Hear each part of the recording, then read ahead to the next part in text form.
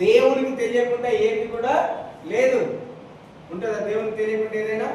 ఏది కూడా నీ జీవితంలో జరగదు. దేవునికి తెలియకుండా నీ జీవితంలో దేవుడు అన్నాడు ఒక దినం కూడా లేదు.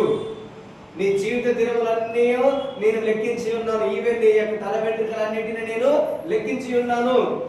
సో నువ్వు మాట్లాడే ప్రతి మాట దానికి నేను విమర్శ చేస్తానన్నాడు దేవుడు. నీ మాటల చేత కేర్ఫుల్ గా ఉండాలి.